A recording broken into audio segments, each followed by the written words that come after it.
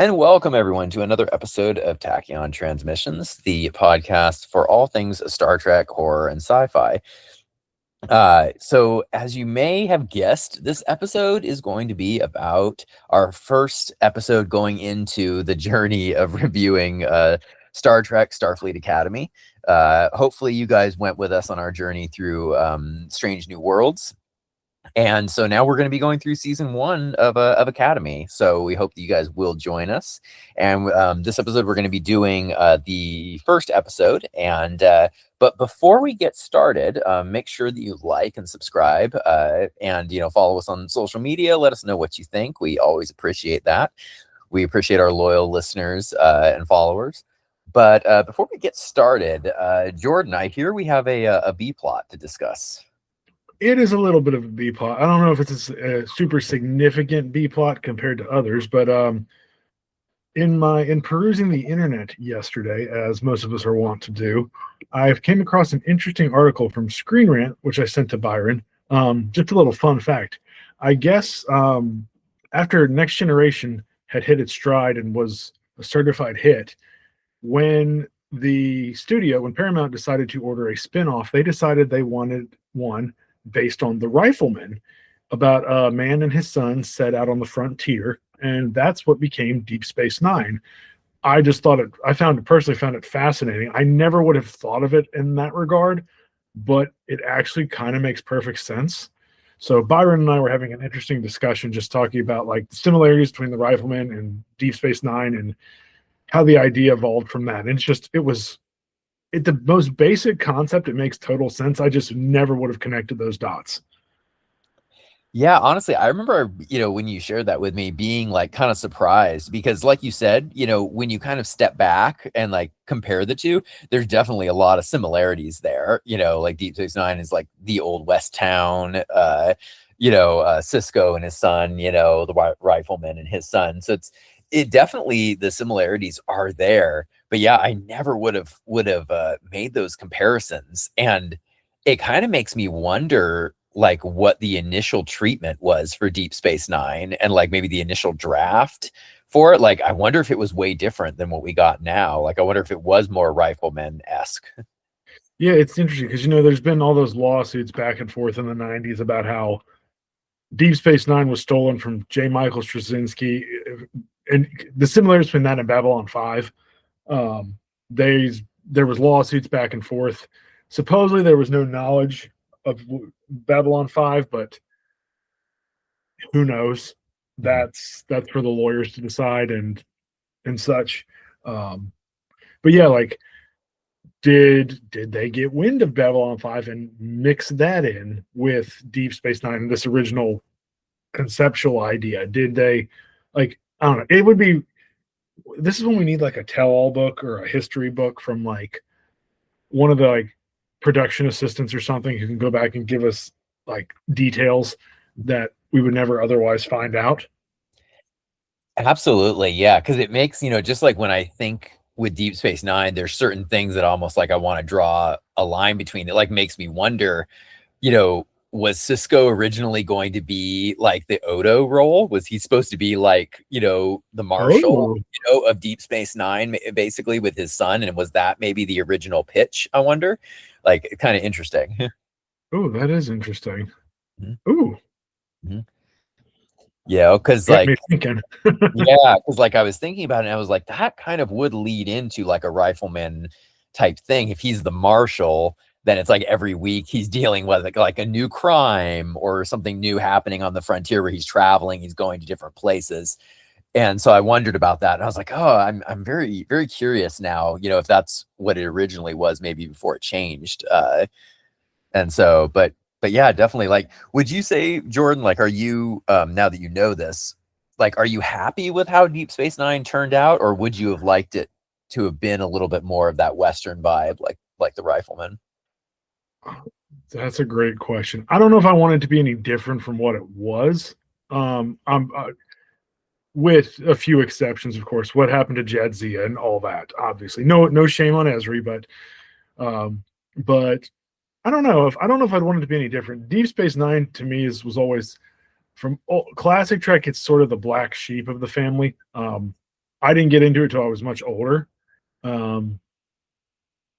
It was, as a child, you when you watch it as an adult, you can appreciate it for a whole lot more than what you would have, say, as a child, because a lot of that stuff goes over your head. And I'll be honest, when I was a kid, they never went anywhere till they got to Defiance, so it was kind of boring. I'm like, why do I want to watch a show about a space station and shuttles when I can watch a show about a starship? I mean, that's how a child's mind works. Mhm. But the writing, and I don't know if I'd want to lose that for something different, but it's just, I don't know, it'd be interesting to see like a different version of it, if nothing else. And hey, maybe we should write our own like Western based Star Trek script. We'll base it on Gunsmoke and we'll call it Phaser Smoke. Yeah. uh, that's funny. No, yeah, because I'm very like, yeah, I'm very curious that like I kind of want like a Star Trek Western kind of now almost, that's like I kind of think like how cool would it be, like you said, to have this kind of Gunsmoke type Star Trek thing where maybe, there's some type of Federation marshal, that travels around on a ship and settles disputes. Like he's not like, like Federation law enforcement. I don't know. It'd be kind of interesting. It would be like, I'm trying to think if there was an existing character they could throw that into. Any thoughts?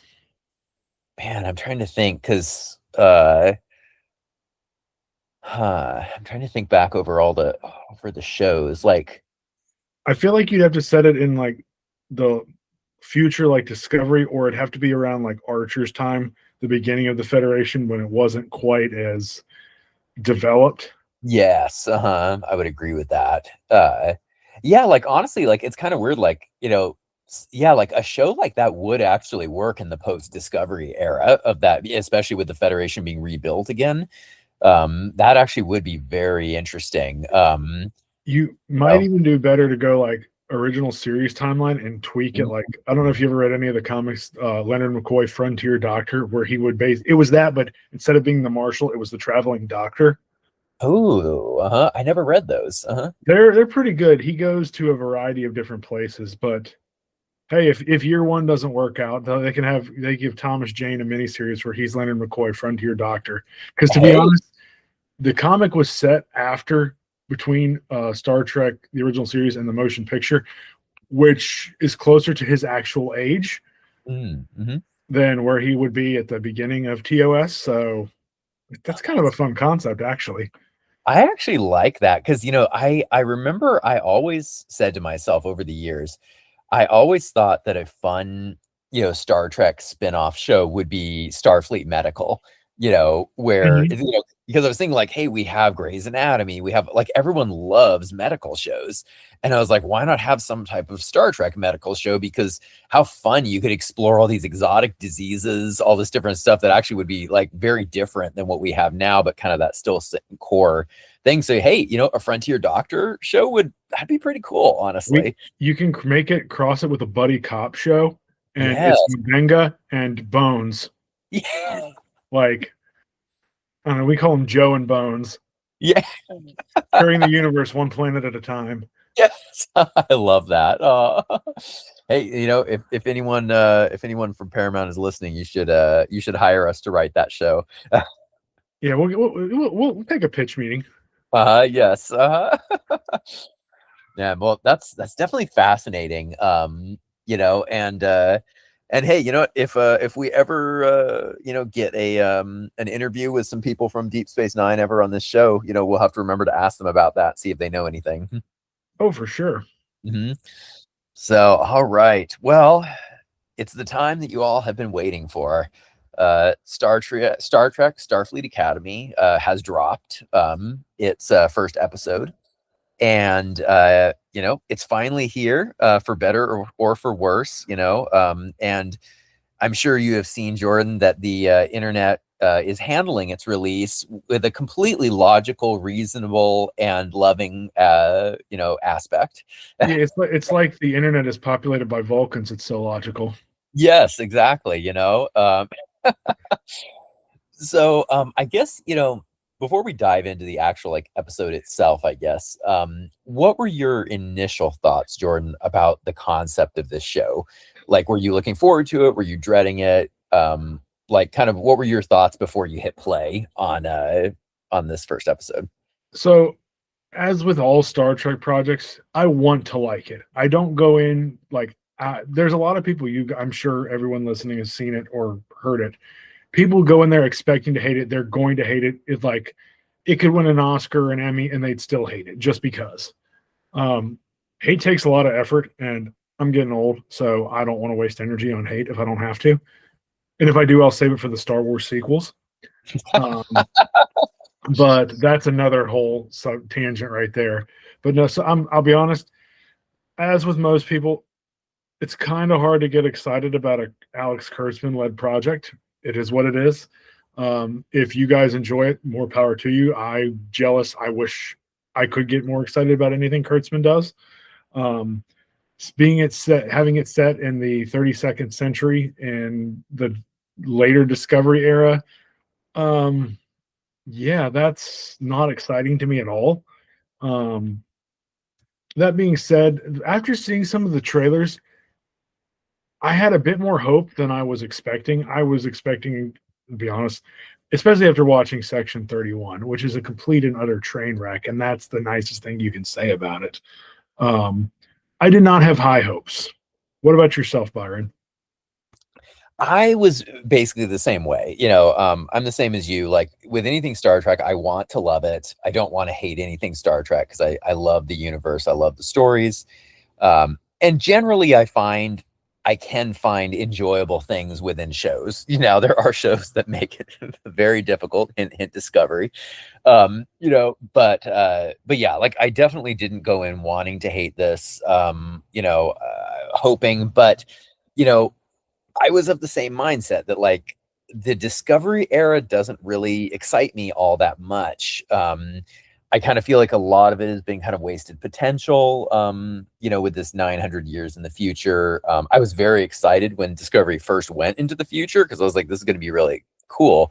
But it just never felt different or exciting enough for me to kind of warrant too much exploration of it. And so, I always felt, okay, you have a Starfleet Academy show. It really should probably be set in either the Strange New World era so that you can cross over with that, or set in the Picard era because, hey, you can have cameos from literally every Star Trek TV show that they can come in as guest lecturers, and so, so that was kind of what I felt. So I was already kind of, a little bit, turned off by that.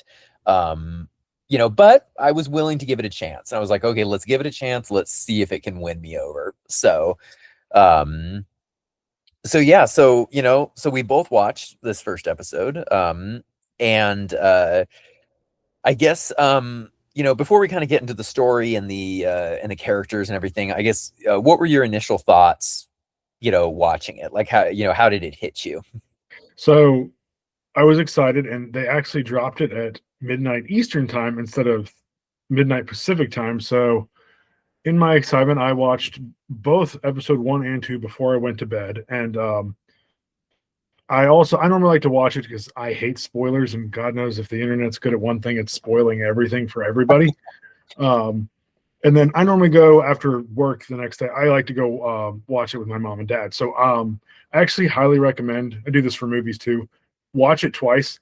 The first time you have your preconceptions, your initial expectations. The second time you've seen it, so you just watch it for the sake of watching it. And I enjoyed it upon my first watch.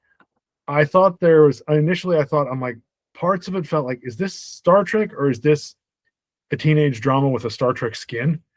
And upon my second watch, I'm actually sitting there, I'm like, I'm really enjoying this. Like, I want to see where this goes. So I actually enjoyed it a lot more. Not that I thought I was going to hate it. Like, it wasn't on the level of what Section 31 was, but there was a lot more, I don't know, it was a lot more positive experience than I was expecting, for sure. Mm-hmm. Yeah, like, I kind of had a very similar. Now I haven't watched it again yet. I am planning on doing a rewatch of the first 2 episodes. but yeah, like when I first, watched it, I kind of felt very similar. Like I was kind of like, okay, I'm not completely thrilled with some of this. It's like, some of it felt a little preachy. There was a little bit of like some teen fringe in there as well, you know, but like overall, I kind of felt like, I was digging it. I was like, it looked fantastic.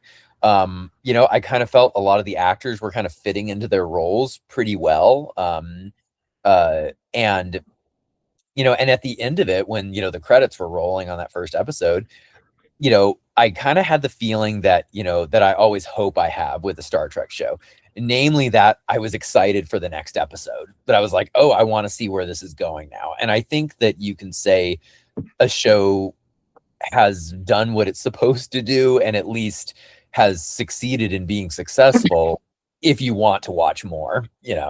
Um, and I absolutely felt like I wanted to watch more, after I was done with it. Yeah, I completely agree. I'm looking forward to this week's episode. Hmm. Absolutely. So, so I guess like let's get into some of the characters a little bit here, and this will probably touch on the storylines and some of the other stuff. But you know, this first episode, had a lot of heavy lifting to do. Obviously, it was introducing its core cast, introducing its core story, the world it exists in, etc. So what characters, were there characters that were a standout that you really liked? Were there some that you really disliked? Like how did you feel? Um, yeah, I will say, let's start with dislike first. There was more likes than dislikes. Douchey fully, I'm sorry, douchey bully fish boy who the Conian guy, and I wasn't real thrilled with him, but okay, maybe he's not as bad. They're presenting him as your typical jock like Mhm. villain guy, and maybe he's not that way. Um, that was a bit stereotypical for sure. But other than that, like the Klingon who wants to be a doctor slash scientist instead of a warrior is interesting. Mhm. I don't think I would have named him Jaden, but that's okay. Like I can forgive that. Uh-huh. Um, people had said Holly Hunter was miscast as a captain. I didn't have any issue with her. Her performance. She seemed fine. I can't tell if Paul Giamatti is just overacting or he's literally just having so much fun he can't contain himself. I'm thinking it's more the latter because he's just like he's absolutely selling it. I mean, an actor of his caliber obviously is a boon for Trek. Mhm. But the biggest surprise, and I was not expecting this, was the half Klingon, half Jem'Hadar first officer. She Mm. is hilarious. Mhm. And I was not expecting her to be like the comedic foil for this show, but it just kind of works. No, I completely agree with you. Like, I remember, not being very excited for that character. That I was kind of like, I don't know how this is going to work. But like you said, she sold me immediately. And, and it kind of reminded me with like the writing for her character. And I thought the writing for her character was really good because they were almost able to take the wharf the Yep. wharf aspect, where it's this character who is not funny, this character who has no sense of humor, basically, but that's what makes them so funny because they're almost the fish out of water, and that's what worked with Worf. That Worf had no sense of humor, and so him being put in these comedic situations made him funny, and that's what it kind of reminded me with her character. I think what was her character's name? Laura Laura thought. Thought. Uh-huh. And I remember like there was some moments like I remember the moment where Jaden is saving her life, and then he saves her and she says, oh, I can't remember her exact line, but she says like basically, nothing like dying to get the blood pumping, and then she punches him across the room. And I was like, I loved it because she embodied, I thought, the best elements of a Klingon and a Jem'Hadar. Um, and one thing that I really did like as well was I saw an interview that she did before the show came out, And I always like when an actor takes their character seriously. And I loved that she said, she said, I really wanted to do justice by the Klingons and the Jem'Hadar. So she said, I went back and I was watching, DS9. I was watching all these different Star Trek shows that had Klingons, had Jem'Hadars, because I wanted to get this character right. And I really love when actors have that kind of commitment. Oh, for sure. Mhm. But yeah, I agree. Like, she was a standout, and I was not expecting her to be a standout. And I agree with you. Like, the Klingon who is a bird watcher and wants to be a scientist is very interesting. Because we know that there are some of those more pacifistic Klingons that do exist, but as far as I know, I don't think we've ever really seen one from the beginning who's that way on screen. I could be wrong, but I don't believe we have. The closest is probably the lawyer from Judgment in season 2 of Enterprise, Mm-hmm. but the scientist who, when they do the Four Hedge Ridge arc in season 4 of Enterprise, Yes. Uh-huh. Dr. Antok. Mm-hmm. But yeah, we really don't get much of that. So I'm glad that's a nice aspect to explore. Mm-hmm. Absolutely. And you mentioned Holly Hunter, and I remember from the trailers and everything, I was a bit unsure about her because I was like, I really like Holly Hunter as an actress. And so, like, I was excited about her being in Trek, but like some of the trailers hadn't completely, in my opinion, sold her on the character, and so I wasn't sure. But same with you, I thought she was completely fine. I think making her a Lanthanite was a good option because she can kind of, like, I don't know, her goofiness I find endearing. I kind of like. A lot of people don't like that in a captain, I've noticed, but I don't know. I think it's interesting. Oh, for sure. Because I think what I've noticed, and I'll be interested to hear your opinion on this, but like, whenever you have a show or a movie that deals with, like school, college, high school, anything like that, there's always the stereotypical, like, hard as iron, like headmaster or superintendent or principal or something like that. And so I kind of enjoyed her being kind of a subverted version of that she's kind of the way more chill person in charge of the school. I don't know. I thought it was kind of interesting.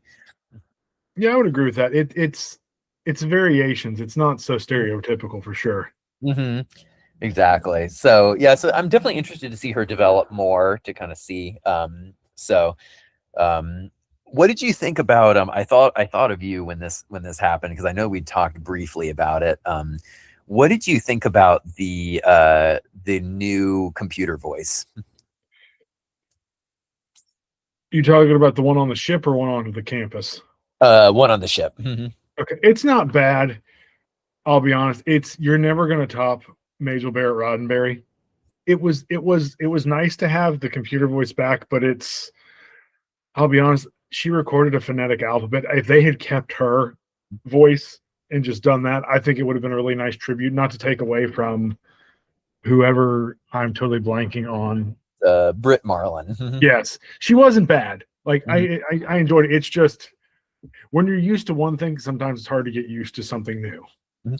I completely agree. Yeah, like, I like Brit Marlin a lot. So like I was like, oh, okay, yeah, like, I was fine with her voice, but I agree, like, and it is a little interesting to me because the show really does feel, and I kind of like I remember kind of being a little surprised that this show got, like, greenlit completely, but I'm kind of not so surprised now that we're watching it, because it feels like they really pitched this show as Star Trek the 60th anniversary, because the show really feels like a 60th anniversary celebration, in a lot of ways. And so I am kind of surprised, like you said, that they didn't bring her back as the computer voice just for that. But yeah, like you said, I wasn't completely bothered by it. But yeah, I would like, maybe, if they brought back the original voice for at least maybe an episode or two with something, I don't know. Um, but how did you feel? So two characters, um, that I'm curious to hear your thoughts on, I guess, are one, the lead, Caleb Muir. What do you think about him, and what do you think about Sam, the human hologram? So Sam I wasn't sure if she was going to be really annoying, and actually, she hasn't been. There's a lot of wonder in her character, but it's very fresh and approachable. She's interesting, and her relationship with the Doctor, which I'm thinking he's sort of standoffish because I mean you figure the guy's been around 800 years. Voyager's crew's all dead. The Prodigy crew is probably all dead, so he's outlived everyone because he's effectively immortal. So I'm thinking that's going to come into play, but it'll be interesting to see how his relationship with Sam develops. Go ahead. No, yeah, I completely agree. It was interesting because I had forgotten that that character was a hologram. I remember it had been in a news release, but I'd forgotten when I watched it. So that was a nice little surprise again. I was like, oh yeah, she's the hologram. So like, I think very interesting, going to be very fascinating developing that type of a character. And I completely agree with you that I think there is going to be that kind of relationship between her and the Doctor. And I am curious to kind of see, that feeling of, how does he deal with outliving everyone forever, and, how is he going to kind of, put that on to her, because she's making lots of friends and everything. So, how is she going to deal with that? So it's going to be interesting.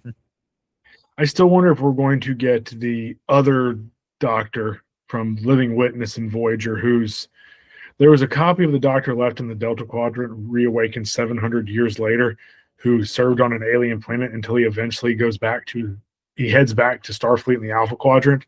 So does his biggest confidant become, it's basically like a Thomas Riker situation with a hologram.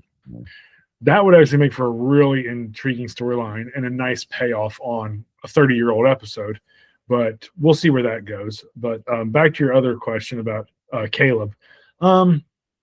Interesting character. I'll be honest, I don't know if a 6-year-old is skilled enough to pull up the sleight of hand and steal the comm badge at the beginning, but crazier things have happened. It wasn't that like jarring, but I'm just like, I've never been a 6-year-old who could pull that off. Yeah, I agree. I kind of had a little bit of a hard time buying that. And to me, I don't know. I kind of feel like, I don't know, maybe, it didn't need to be a 15-year gap, like making him maybe 12 at that time or something. And then having a 10-year gap, I think probably would have been a little bit easier to swallow. So yeah, I completely agree. That was a little bit, a little bit of a reach. I don't know if a 6-year-old could escape into a dust storm and survive. And I'll be honest, I think I'm going to get into a little bit of a different point, but I won't belabor it. I think they only did that so they could hammer home. Star Trek's at its best when it makes you think about issues, but they were really overt and a bit heavy-handed with the whole separation of the mother and child, which, however you land on it, like, I don't think a TV show telling you how to think it should make you think. It shouldn't tell you what to think. And they were very, very heavy-handed in what their ideologies were there. That was probably the biggest issue I had with this episode, but it wasn't that big of an issue because after the first 15 minutes, we'd moved past that. Mm-hmm.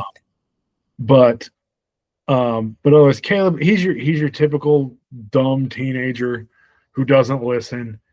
Seems to actually be a decent kid at heart, but like doesn't think about the consequences of his actions. Sending that message and basically like, "Oh, I'm here," and it's basically puts a giant target on the ship. But he's got room to grow, so we'll see. He's not. I like him better than Burnham, so he's already doing well. So yeah, that's a low bar, admittedly. Now let me ask you this: what did you think of the USS Athena? Oh, yes, that's a great question. Yeah, because I've been seeing a lot of discussion about that online. I guess firstly, I really liked that the school was on the ship. I thought that was a really clever idea. And I think it adds a lot of interesting dynamics that can continue on with the season and season 2. So I really liked that. And honestly, in all opinion, I kind of liked how it looked. I kind of dug it because like it's a very ornate looking ship. It's not terribly practical looking. But I did enjoy it. Like I thought it looked really kind of cool. I remember like somebody kind of mentioned this online. I kind of liked this idea that they said, having this ornate, beautiful looking ship, not only does it kind of fit, the idea of, like the goddess, but also, that it's kind of like an ambassador to the rest of the galaxy with the Federation too. And so, so I kind of liked it. Like I said, it's a bit impractical, but it definitely looked really pretty. It's interesting, the whole angel wing type configuration and ornateness. I have to be honest, I'm not a fan of the 32nd century ship design. Like Mhm. it's the whole concept of detachable nacelles just seems kind of stupid to me. Like it's not that it's not practical. They did it. It's something that, oh, this sounds cool. Um, but is it an improvement over the Discovery? Because I think the Discovery is the single ugliest ship in all of Star Trek. It's hideous. It's absolutely hideous. Oh, Um, I completely agree. I hate um, I hate the look of the Discovery. when the I mean, I'm a Connie refit guy. It's kind of hard to top that. And even we're spoiled regardless from classic ship design. This one was about, I love how it detaches and it can land, and it's basically a portable classroom that opens up so much story dynamic. So instead of basically having to go off and film on location, if they do a weekend retreat or something in one episode or something, like you could just take the whole school. Uh, Mhm. that was great planning on their part. Um, I don't hate the design of the ship. It's not my favorite. I prefer a little bit more of the classical elements, something that you would see like you're you're not going to have aerodynamics in space because there's obviously like no oxygen, but there are some astrodynamic type things you would look for. And you could always see the Enterprise flying in an atmosphere, and it was designed that way. Uh, Mhm. any of them. This doesn't quite feel that way. I do think that takes away from it a little bit, but I don't want to be too nitpicky. It's a step in the right direction from where the Discovery was. No, I completely agree with you because I'm the same way. I'm not a huge fan of the ships of that era as well. Yeah, they're just a little weird for my taste. So I completely agree.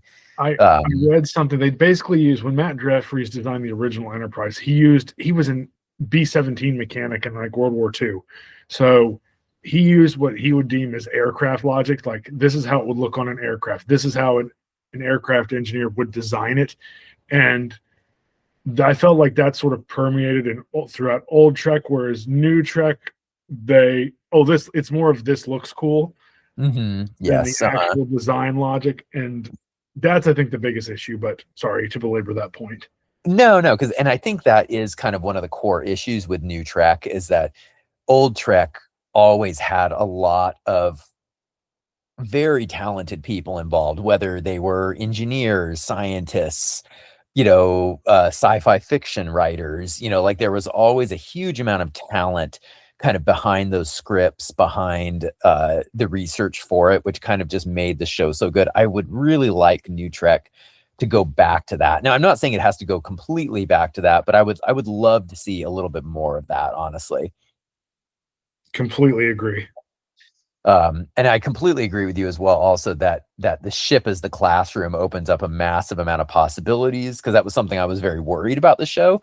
That I thought, okay, is this show going to be locked in San Francisco? So does that mean it's going to be all drama because there's nowhere to go? So that was great thinking on their part. And there's some great humor. Like I have to admit, I laughed with the woman who was the curriculum head of the academy, and after they blow up the pirate ship, she's like, "Oh, what a teachable moment." I have to admit I laughed, pretty hard at that. I was like, "That's a good moment."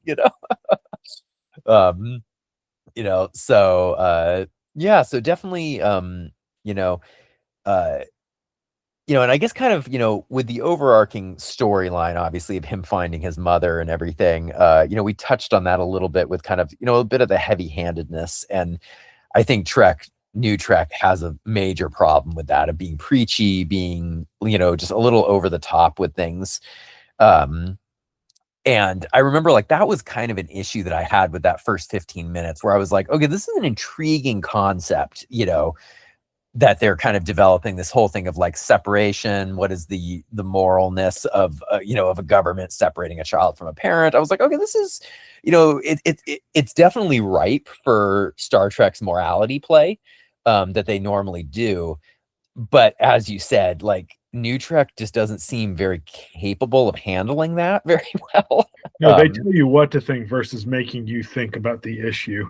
Exactly. And one of the issues, that I had kind of with this early story was that, you know, I felt like they didn't create enough of a moral quandary with what was going on for you to have to make up your mind, that it was kind of like I was kind of watching this and I was like, and they were trying to make you feel bad for the mom, but at the same time, I mean, she's kind of, accessory to a murder. So I was kind of like, okay, I mean, you gotta punish someone for that.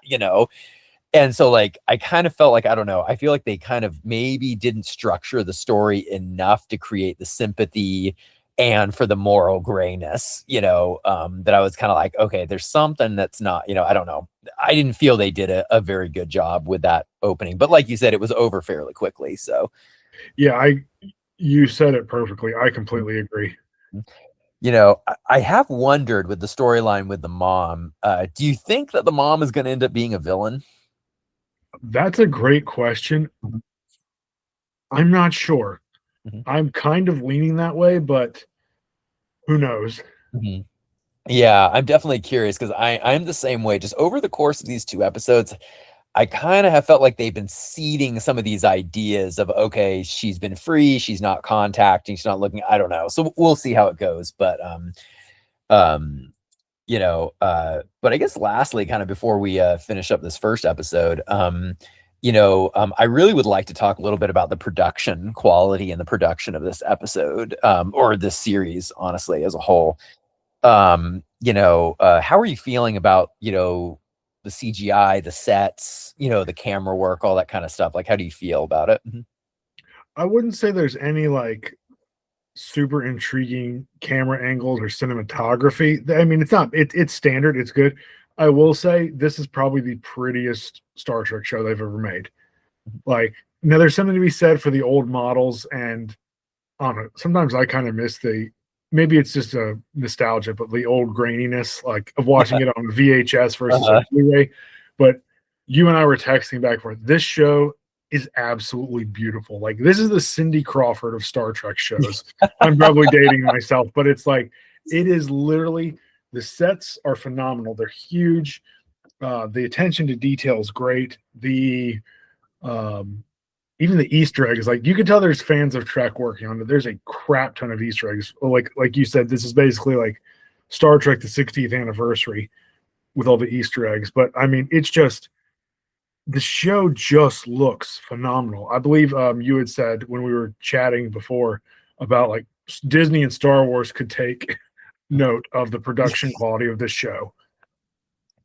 No, absolutely, yeah. Because like I remember being pretty blown away when I was watching this episode. That I was like, like you said, this is just gorgeous. It looks so good.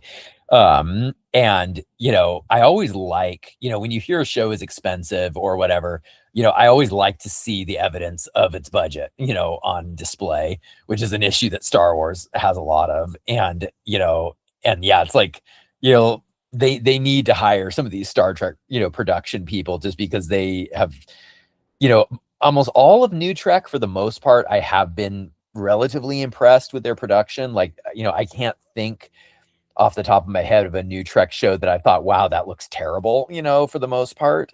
Like most of them look good, but this show absolutely just knocked it out of the park with its production quality. And I'm, fully expecting that to continue on with the episodes. But like one shot, I think it was in this first episode that I kind of think back to was, how it showed the ship in warp and it showed space, how it was buckling and contracting almost, and then it kind of goes into how the ship looks in warp, and it was just gorgeous. Oh, completely agree. So yeah, absolutely. Absolutely. So I guess, what are your final thoughts on this first episode? I would say I've enjoyed it. I'm looking forward to see where it's going. We've already got better characters than we ever got on Discovery. Like the bridge crew has a name. They at least went through and introduced them all. Um, the characters already have a lot more depth, again, than what Discovery had.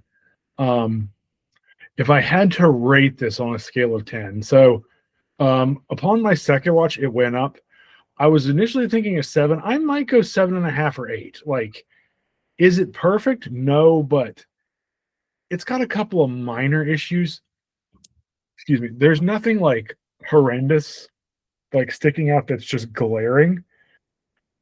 And the fact that I want to go back and watch more, like this is better than all but one of the Strange New World season 3 episodes. Man, I completely agree with you. And that like saddens me so much to say that about Strange New Worlds, because I remember just going in so excited, but I would agree with you on that. And I think I know which episode you're talking about too. Oh, it's the enemy mime. It's the one with Ortegas and the Gorn. That was the best episode of season 3. I agree with you completely. I can't even remember what it's called. It's the enemy mine episode. That's what I keep going back to. Was it it was I'm trying to think of not aquarium, but it was something in that world. Yes. Oh my gosh. I'm Googling because it's bothering me. Mm-hmm. Well, while you're looking that up, I will give my own ranking. So yes, I would say, now this is just for my first time watch because I'm going to rewatch it again. But I would agree with you that I think I would give this an 8 out of 10. I would give, mostly because, and I'm dating myself a little bit here, but like calling this a pilot of a show, this is the first episode. Most pilots of shows are not very good, and I thought this episode actually brought a lot of really good elements, in the show. It did its job. It introduced all the characters. It gave an intriguing story, had great set pieces, great, set design, everything like that. So yeah, I would say an 8 out of 10 is what I would give it. And I completely agree with you that it was better. It was better than all but one of Strange New World season 3. Yeah, no, and that it's terrarium. Terrarium. Okay, so I was close with aquarium. Yeah. Like, I knew you were. Okay, fun fact. This is literally live. In Googling, found it on IMDb. The writer for this episode is Alan B. McElroy, who wrote Halloween 4. Really? Oh my gosh. That's funny. I did not know. What did you work on your career? Oh, Halloween, Discovery, Strange New Worlds. That's a wrong turn. Yes. This guy's had an interesting career. Man, we need to maybe try and get him on the podcast. That would be really interesting. He sounds like a fun guy, if nothing else. If anything, yes. Wow. All right. Well, thank you so much for joining us on this first episode of our journey through Star Trek Starfleet Academy, season 1. We are going to be reviewing every episode, and and we are both very happy to say that that we were generally happy with this first episode, and it's the season is off to a good start, I think. Now hopefully it can maintain this momentum and deliver us a good season, because I think good word of mouth will really help this show. I think I'm really happy that it got pre-approved for season 2, because I think it will give the show a lot of time to kind of breathe, to develop, and and hopefully develop an audience as well. So yeah, so make sure you like and subscribe and follow this podcast if you enjoy Star Trek, horror and sci-fi. We are going to be right back here with episode 2 of Starfleet Academy. So we hope that you'll join us.